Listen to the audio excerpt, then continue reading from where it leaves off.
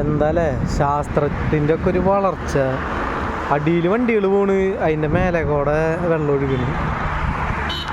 ഓരോ തരം വികസനങ്ങൾ. എല്ലാവരും പറയും കേരളം പുരോഗമിച്ചിട്ടില്ലെന്ന്. പക്ഷെ വർഷങ്ങൾ മുമ്പേ പുരോഗമിച്ച് പൊളിയാറായ ഒരു വെള്ളത്തിൻ്റെ സ്രോതസ് നോക്കി.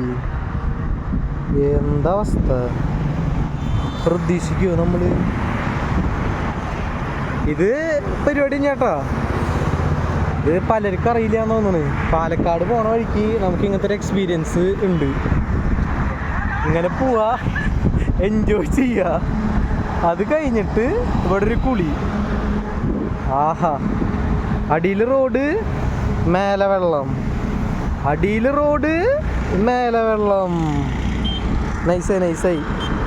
എല്ലാവരും കണ്ടുപിടിച്ചു ഈ സ്ഥലം. Super spot, best experience.